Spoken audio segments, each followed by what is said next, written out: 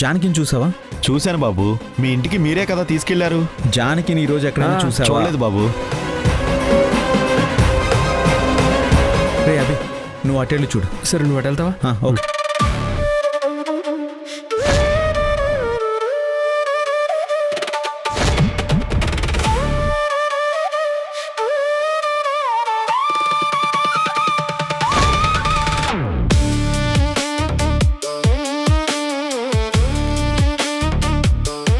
అమ్మ జానకిని ఏమన్నా చూసారా?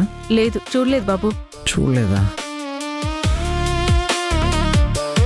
అమ్మా అమ్మా, జానకిని చూసారా? ఇప్పుడు చూడడం ఏంటి బాబు, చిన్నప్పటి నుండి చూస్తూనే ఉన్నాను కదా. అది కదమ్మా, జానకిని ఎక్కడైనా చూసావా అంటున్నా. చెప్పాను కదా బాబు, చిన్నప్పటి నుంచి మా ఇంటి దగ్గర ఆడుకునేది. స్కూల్ నుంచి వచ్చేటప్పుడు మా పిల్లలతో కలిసి వచ్చేది. నేను గుడికెళ్ళినా జానకి నా చుట్టూ తిరిగేది. పిన్ని పిన్ని అంటూ నాతో ప్రేమగా ఉండేది. జానకి నేను ఎప్పటి నుంచో చూస్తూనే ఉన్నాను కదా, మళ్ళీ కొత్తగా అడుగుతావేంటి? నీ గోల్ నీదేగా, నేను అడిగేది నీకు అర్థం కావట్లేదా? ఇది మరీ బాగుంది. జానకిని చూసారా అని అడిగింది నువ్వు, మళ్ళీ కోప్పడేది కూడా నువ్వేనా? నువ్వు జానకిని చిన్నప్పటి నుంచి చూసావని అడగలేదు, ఈ రోజు జానకి కనిపించిందా అని అడుగుతున్నా. ఓ అదా, నాకు కొంచెం అర్థమయ్యేలా అడగొచ్చు కదా. నాకెక్కడా కనిపించలేదు. ఇంతసేపు టైం వేస్ట్ చేసావు కదా. ఎలా జానకి?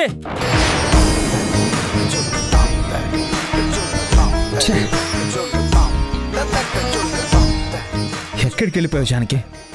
నువ్వు ఎక్కడికి వెళ్ళకూడదని చెప్పాను కదా.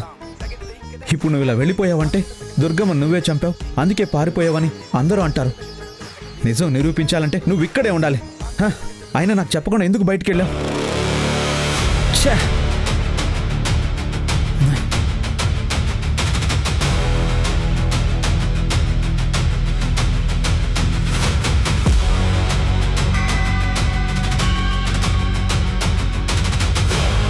నమస్కారం బాబు, బాగున్నారా? నమస్కారం తర్వాత. జానకి మీ ఇంటికి వచ్చిందా?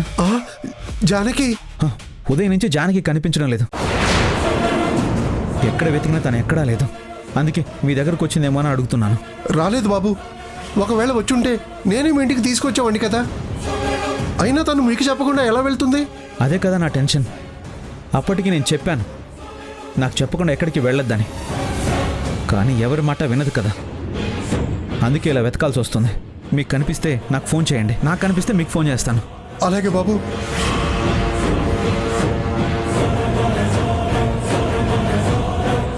అమ్మ జానకినే ఏమన్నా చూసారా? చూడలేదు బాబు.